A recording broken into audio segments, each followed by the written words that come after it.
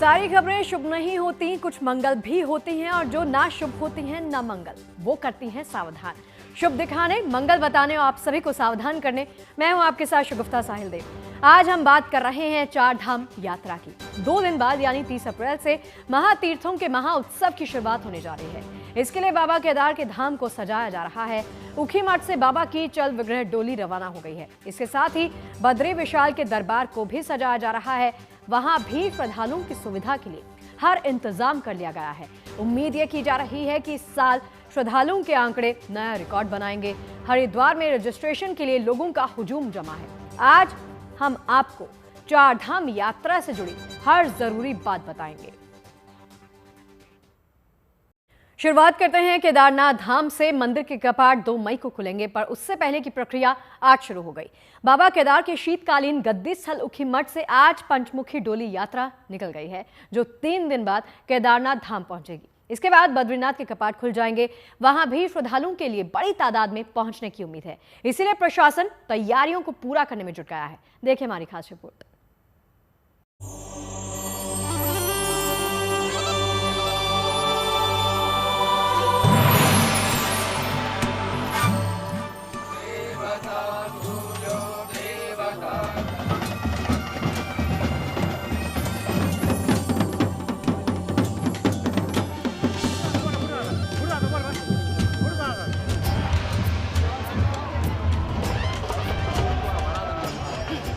गेंदा से बाबा का धाम सजने लगा है। पूजा के पवित्र फूलों से केदारनाथ धाम का श्रृंगार होने लगा है। अब दिन ही कितने बाकी हैं। ऊखीमठ से बाबा के चल विग्रह डोली रवाना हो गई है।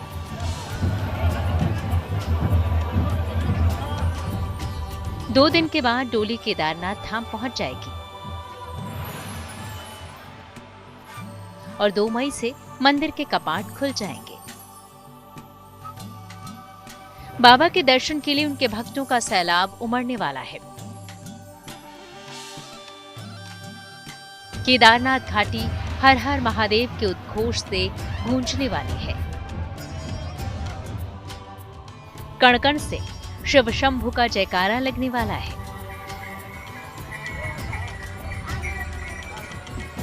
जिस दिन जिस पल का साल भर बेसब्री से इंतजार रहता है, वो करीब है।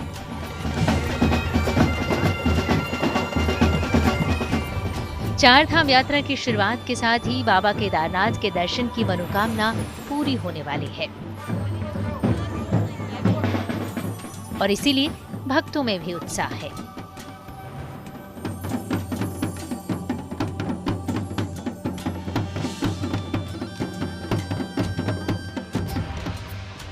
केदारनाथ धाम में मौजूद सेवादार और भक्त मंदिर को सजाने संवारने के काम में जुटे हैं। उधर ऊखीमठ से बाबा केदार की चल विग्रह डोली भी चल पड़ी है।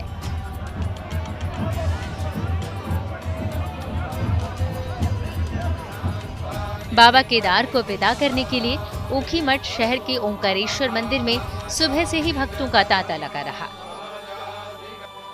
इस दौरान हाथ जोड़े भक्तों ने केदारनाथ के जयकारे लगाए। महादेव का जय घोष ऐसा कि पूरी घाटी गूंज उठी।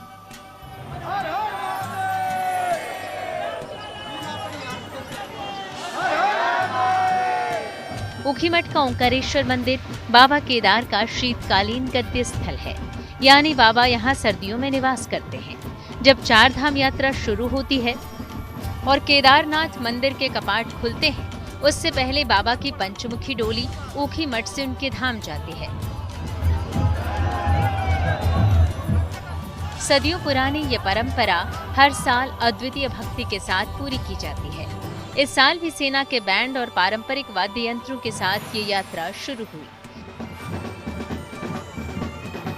इससे पहले चांदी की डोली को ओंकारेश्वर मंदिर के प्रांगण में लाया गया, जिसमें बाबा केदार की पंचमुखी मूर्ति को विराजमान किया गया और फिर डोली को भव्य तरीके से फूलों से सजाया गया।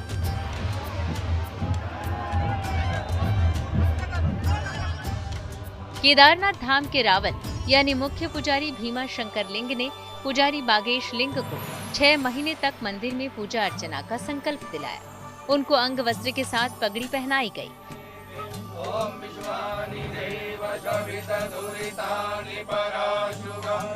पंचमुखी मूर्ति को सोने का मुकुट पहनाने के बाद भक्तों के जयकारों के साथ केदारनाथ भगवान की डोली ने मंदिर की परिक्रमा की, फिर धाम के लिए प्रस्थान किया।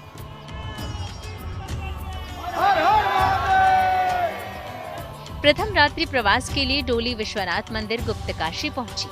मंगलवार को डोली द्वितीय रात्रि प्रवास फाटा में, बुधवार को रात्रि प्रवास गौरीकुंड में करेगी। 1 मई को डोली केदारनाथ पहुंचेगी और 2 मई को सुबह भगवान केदारनाथ के कपाट आम भक्तों के लिए खोल दिए जाएंगे। चारधाम यात्रा हमारे सनातन धर्मावलंबियों के लिए यह एक प्राण है, शक्ति संचार करता है। इंतजार रहता है दुनिया भर में फैले हुए सनातनियों को कि कब वो शुभ अवसर आएगा और हमारा धरती का स्वर्ग वैकुंठ धाम श्रद्धालुओं के लिए खोला जाएगा। तो फिर से ये 2025 में वो मौका, शुभ अवसर आ गया है और सारे लोग इंतजार में हैं। मुझे लगता है कि इस साल बहुत ज़्यादा श्रद्धालुओं के आने की संभव होना है। लोग आकर अपने जीवन को धन्य करेंगे और सरकार भी अपनी तैयारियां कर रही है। इधर बाबा की डोली अपने धाम के लिए निकली है, उधर मंदिर की साज सज्जा का काम लगभग पूरा हो गया है। श्रद्धालुओं की आमद को लेकर भी प्रशासन की ओर से तमाम इंतजाम किए जा रहे हैं। हमें लोकल प्रशासन और सभी अधिकारी और एजेंसीज ने काफ़ी तैयारी कर ली है कपाट खुलने के पहले, लेकिन अभी हमारे पास कुछ दिन बचे हैं, उसमें स्पीड से काम कर रहे हैं ये लोग और कपाट खुलने के पहले सभी व्यवस्था सुनिश्चित कर ली जाएगी। कुछ अभी लॉन्ग टर्म कार्य बचे हुए हैं, उन्हें भी डायरेक्शन दिया गया कि उसको शीघ्र से शीघ्र पूरा करें। बद्रीनाथ में रंग रोगन के साथ दर्शन लाइन और तप्तकुंड को दुरुस्त कर दिया गया है। धीरे धीरे श्रद्धालु बद्रीनाथ मंदिर पहुंचकर तप्तकुंड स्नान भी कर रहे हैं। हालांकि कपाट अभी बंद है, मगर पहले से ही भक्तों की मौजूदगी है। मंदिर के आसपास जो काम अभी भी बाकी है, उनको तेजी से निपटाया जा रहा है। अभी मास्टर प्लान के हिसाब से काफ़ी काम हमारे या तो पूरे हो चुके हैं या पूरे होने की स्थिति में है और कुछ कार्य हैं जो कि अभी शेष है, उसमें कुछ समय लगने की भी संभावना है। डिफ़िकल्ट वर्क्स हैं, डिफ़िकल्ट टेरेन है, लेकिन हमारी एजेंसीज या जो भी अधिकारी हैं तो पूरे मनोयोग से काम करने में लगे हुए हैं। गाड़ू घड़ा तेल कलश यात्रा 3 मई को श्री बद्रीनाथ धाम पहुंचेगी और 4 मई को भक्तों के लिए मंदिर के कपाट खोल दिए जाएंगे। रुद्रप्रयाग से प्रवीण सेमवाल के साथ bureau report, good news today. Kedarnath Dham की यात्रा तैयारियां अंतिम चरण में है। यात्रा सुगम हो, कोई परेशानी ना हो, इसके लिए प्रशासन ने कुछ नियम कायदे बनाए हैं। केदारनाथ धाम में इस बार यात्रियों को लंबी लाइन में ना लगना पड़े, इसके लिए टोकन सिस्टम भी लागू किया जाएगा। यात्री टोकन में दिए गए समय के मुताबिक ही दर्शन कर पाएंगे। साथ ही यात्रियों को ठंड से बचाने के लिए मंदिर में और पैदल यात्रा मार्ग पर रेन शेल्टर्स बनाए गए हैं। यात्रियों को स्वास्थ्य सुविधा प्रदान करने के लिए पिछली बार की तरह इस बार केदारनाथ बेस कैंप, लिंचोली, छोटी लिंचोली, रामबाड़ा, भीमबली, जंगल चट्टी, गौरीकुंड और सोनप्रयाग में स्वास्थ्य केंद्र बनाए गए हैं। यहाँ डॉक्टर और दवाई हर वक्त उपलब्ध रहेगी। साथ ही सभी केंद्रों पर ऑक्सीजन की सुविधा भी मिल जाएगी। रुद्रप्रयाग से लेकर केदारनाथ धाम तक यात्रियों की समस्या दूर करने के लिए 2 से 3 किलोमीटर के दायरे में प्रशासन की ओर से सेक्टर और सब सेक्टर मजिस्ट्रेट तैनात किए गए हैं। केदारनाथ यात्रा मार्ग समेत पैदल मार्ग और केदारनाथ हाईवे पर जगह जगह पर सीसीटीवी कैमरा लगाए गए हैं। इन कैमरों के जरिए यात्रा पर पैनी नजर रखी जाएगी। इसके अलावा जिला मुख्यालय में यात्रा कंट्रोल रूम स्थापित हैं, जहां से यात्रा पर नजर रखी जाएगी। अब देखिए, सुरक्षा की दृष्टि से केदारनाथ धाम यात्रा के सभी मार्गों पर एसडीआरएफ, एनडीआरएफ, डीडीआरएफ के अलावा पुलिस, पीआरडी और होमगार्ड के जवान भी तैनात किए गए हैं, जो हर वक्त यात्रियों की सुरक्षा में तैनात रहेंगे। चारधाम यात्रा का इंतजार अब बस खत्म होने वाला है। उम्मीद है कि इस साल भी लाखों की तादाद में श्रद्धालु चारधाम यात्रा में शामिल होंगे। पिछले साल करीब 48 लाख यात्रियों ने दर्शन किए थे। इस बार नया रिकॉर्ड बन सकता है। भक्तों की आशा को देखते हुए सरकार ने जबरदस्त तैयारियां भी की हैं।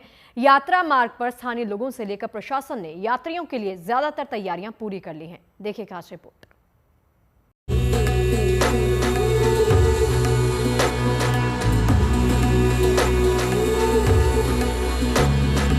पहले गंगोत्री, यमुनोत्री, फिर केदारनाथ और फिर बद्रीनाथ धाम।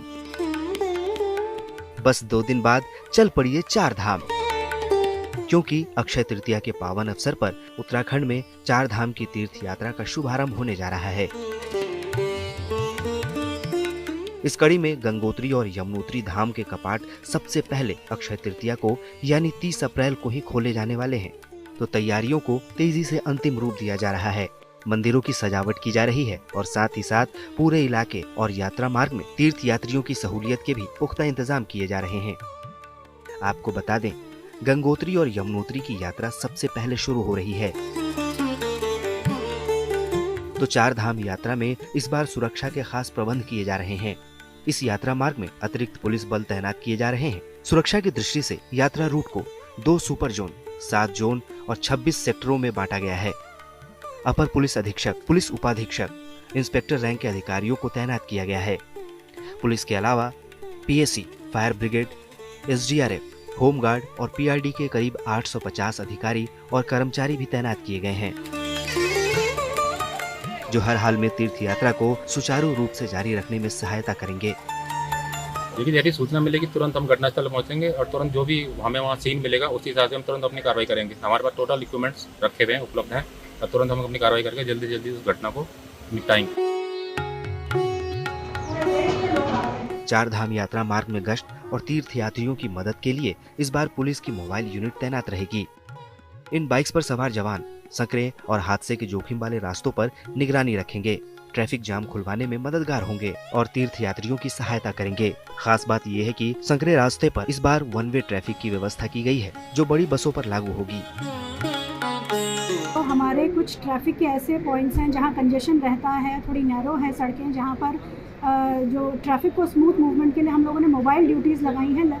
पूरी जो 10 हमारी जो मोबाइल टीम्स हैं दोनों धाम और जो ट्रैफिक रूट है यहाँ पर तैनात रहेंगी। नैरो जो पैचेस हैं उन पर लगातार मूवमेंट पे रहेंगी और किसी भी तरीके का अगर ट्रैफिक जाम की सूचना आती है तो उसको खुलवाने लगाएंगे।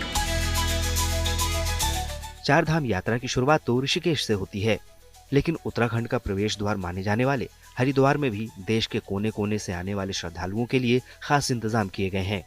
यहाँ पर तीर्थ यात्रियों के लिए बड़े पैमाने पर हॉल्टिंग एरिया और रजिस्ट्रेशन काउंटर बनाए गए हैं। वहीं हॉल्टिंग एरिया में और तीर्थ यात्रा मार्ग पर 500 से ज्यादा सीसीटीवी और ड्रोन से भी निगरानी की तैयारी है, ताकि कहीं भी भगदड़ न हो। पूरे इस 4 धाम यात्रा में और इसमें एक पर्यटन जो पुलिस केंद्र हैं वो भी स्थापित किए गए हैं। इस संबंध में करीब 5 पर्यटन पुलिस केंद्र हम लोगों के द्वारा स्थापित किए जा रहे हैं, जहाँ पर जो प्रभारी हैं उनकी नियुक्ति की गई है। इस तरीके से पूरे 4 धाम यात्रा में रूट में ट्रैफिक मैनेजमेंट में, रजिस्ट्रेशन काउंटर में और हॉल्टिंग एरिया में सब मिला के करीब 500 से ऊपर आदमी हमारा लगा है, मुझे उम्मीद है। 4 धाम यात्रा के हर पड़ाव पर स्थानीय प्रशासन ने चाक चौबंद इंतजाम किए हैं, ताकि कहीं भी रास्ता बंद होने या ट्रैफिक जाम की स्थिति से आसानी से निपटा जा सके। गाड़ियों की भीड़ को काबू करने के लिए कई जगहों पर पुलिस बूथ बनाए गए हैं। साथ ही जगह जगह अस्थायी पार्किंग भी बनाई गई है। इन जगहों पर तीर्थ यात्रियों के लिए शौचालय, पीने के पानी और अन्य बुनियादी सुविधाओं की व्यवस्था भी की जा रही है। साथ ही सड़कों पर जाम न लगे, इसके लिए भी उपाय किए जा रहे हैं। नगर निगम के हमने एक सुविधा तो कर दिया महापौर माध्यम के माध्यम से कि हमने ये कोशिश की जितने भी लावारिस गाय अभी हमारे एनएच पर हैं उनको जल्दी से उठा के गौशाला भेजने का कार्य कर रहे हैं और उनकी देखरेख वही कर रहे हैं। तो आई थिंक इससे जो बाधा उत्पन्न होती है जाम की वो ना लग पाए, ये हमारी तरफ से हुआ है। 4 धाम यात्रा में श्रद्धालुओं का मुख्य पड़ाव माने जाने वाले हरबटपुर बस अड्डे पर भी तैयारियों को अंतरिम रूप दिया जा रहा है। बस अड्डे पर रजिस्ट्रेशन काउंटर, बिजली, शौचालय और पेयजल के अलावा यात्रियों को धूप से बचने के लिए कूलर और पंखों से लैस विशाल जर्मन हैंगर टेंट की व्यवस्था की गई है। इस बीच कल देहरादून से मेडिकल सहायता दल को केदारनाथ, बद्रीनाथ और आदि कैलाश के लिए रवाना किया गया। इस मौके पर सीएम पुष्कर धामी ने संजीवनी मेडिकल किट भी लॉन्च किया, जिसके जरिए 4 धाम के तीर्थ यात्रियों को मेडिकल सहायता मुहैया कराई जाएगी। माणा से कमल नयन सिलोड़ी, उत्तरकाशी से ओमकार बहुगुणा, विकासनगर से टीना साहू और पौड़ी से सिद्धांत उलियान के साथ bureau report, good news today.